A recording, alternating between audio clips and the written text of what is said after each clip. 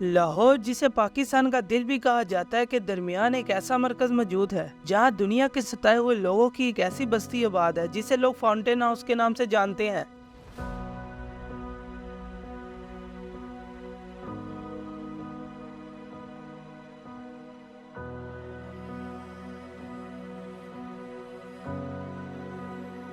Fountain house کئی دہائیوں سے ایسے لوگوں جو سوچنے سمجھنے کی صلاحیتوں سے محروم ہیں، جو ذہنی بیماریوں کا شکار ہیں اور جنہیں معاشرہ، ان کی فیملی، ان کے دوست اور رشتہ دار چھوڑ چکے ہیں، سب کو سہارا فراہم کر رہا ہے۔ ان کے علاج کے ساتھ ساتھ ان کی زندگیوں کو معمول پر لانے کی ہر ممکن کوشش میں سرگرم ہے۔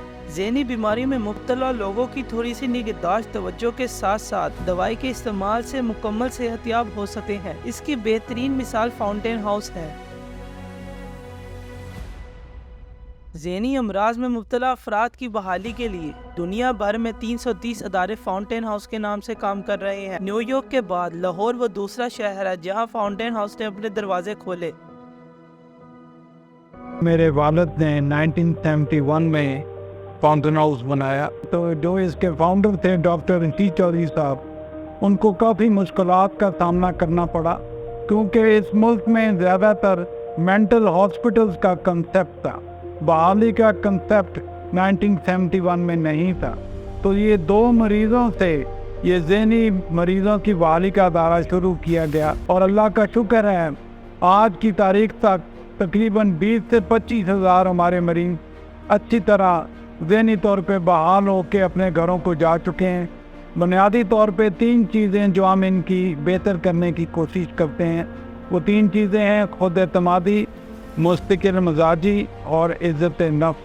یہ ایک یونیک ادارہ ہے جو دنیا میں 300-350 کے لگ بھگ ہیں، اور ایشیا میں یہ واحد ادارہ جو پاکستان میں ہے۔ یہاں پہ ہم پیشنٹس کو ممبرز کہتے ہیں، ان کی بحالی پہ کام کرتے ہیں، مختلف ایکٹیویٹیز میں ان کو ہم انگیج کرتے ہیں، اور اس سے ان کی ذہنی اور جسمانی صحت بہتر ہوتی ہے۔ بنیادی طور پہ جو مینٹل النس ہے اس وقت دنیا میں بہت زیادہ پھیلتی جا رہی ہے، اسٹریس ہے، فری فلوٹنگ انزائٹی ہے، تو ہم ایسے پروگرام بھی کرتے ہیں کہ عام پبلک کو بھی ہم اسٹریس مینجمنٹ کی بات کرتے ہیں، اور یہ سارے پروگرام ہم فاؤنٹین ہاؤس میں کرتے ہیں۔ فاؤنٹین ہاؤس لاہور میں بہت سی بڑی بڑی شخصیت نے بھی قیام کیا، جن میں روحی بانو موجود ہیں۔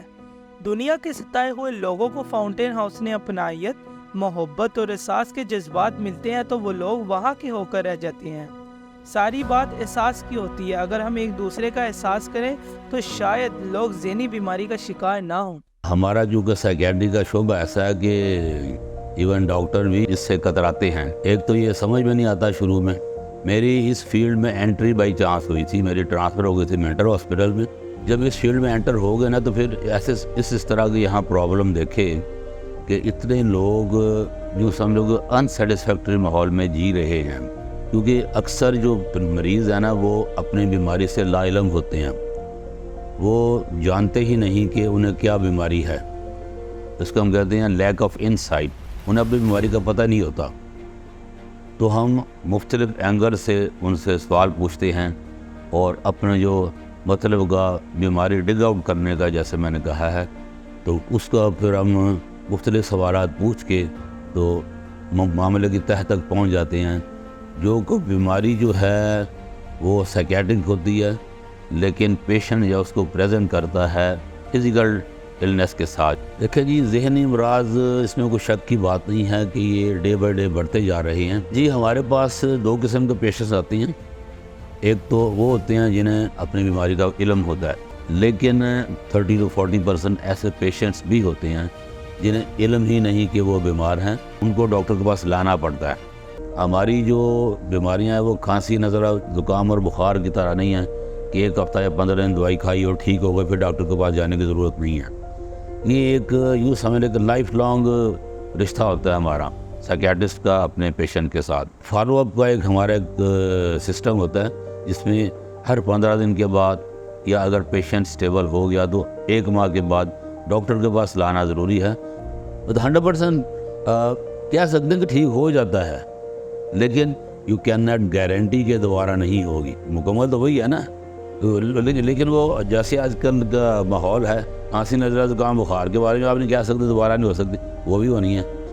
دیکھیں یہ ڈپینڈ کرتا ہے پیشنٹ کے اپنے اوپر کہ وہ کتنا حصہ لیتا ہے اپنے ٹریٹمنٹ میں. پیشنٹ نے حصہ یہی لینا ہے کہ وہ میڈیسن جس طرح ڈاکٹر نے بتائی ہے, جتنا عرصہ بتائی ہے, وہ یہ میڈیسن کھاتا رہے گا, ٹھیک رہے گا. اگر کورس فرض کریں گے, ہم کہتے ہیں ڈپریشن کا مریض 6 ماہ دوائی کھائے, اگر 6 ماہ وہ کھا لے گا تو چانس ہے کہ اب یہ تقریباً سال کو نکال جائے گا, اس کو ڈپریشن کا اٹیک نہیں ہوگا. فاؤنٹین ہاؤس اپنی نوعیت کا واحد ادارہ ہے جو بہت سے لوگوں کی صحت کی بحالی کے ساتھ ساتھ انہیں معاشرے کا کراماتی شہری بھی بنانے میں سرگرم ہے. یہاں ان کے علاج کے ساتھ ساتھ انہیں کیلیگرافی, آرٹ ڈیزائننگ اور دوسری بہت سی مہارتیں سکھائی جاتی ہیں.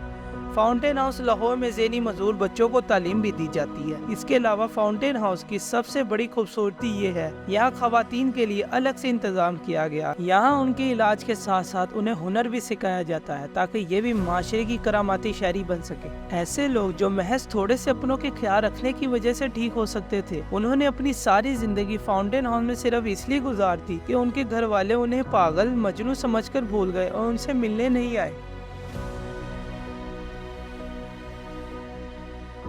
اسی مرض کی وجہ سے اس کے بعد میں 5 سال مینٹل ہاسپٹل میں علاج کرواتا رہا. اس دوران میرے والد فوت ہو گئے, والدہ بہت ضعیف ہو گئی, بس بھائی بہن کی کیئر ٹیکنگ میں آ گیا. وہ اپنی فیملی کے ساتھ افورڈ نہیں کرتے اور صاف صاف کہتے ہیں. اس بیماری میں میں سائیکوسس ہوا تھا, لیمبو کا مرض. مجھے تقریباً 20-22 سال سے, مکمل 16 سال سے ادھر. دنیا بھر میں 26 کروڑ سے زائد افراد ڈپریشن کا شکار ہیں, یعنی دنیا کی 5% آبادی ڈپریشن کے زیر اثر ہے اور اس کے باعث نارمل زندگی گزارنے سے قاصر ہے. ایسے حالات میں فاؤنٹین ہاؤس جیسے ادارے ذہنی مریضوں اور دنیا سے کٹے ہوئے لوگوں کی زندگیوں کو بحال کرنے کے لیے ایک روشن امید ہے. ان جیسے اداروں سے مکمل تعاون کرنا ہمارا فرض بنتا ہے, کیونکہ کیا پتہ کب ہم بھی کسی ذہنی مرض میں مبتلا ہو جائیں اور ہمیں بھی ان اداروں کی ضرورت پڑے.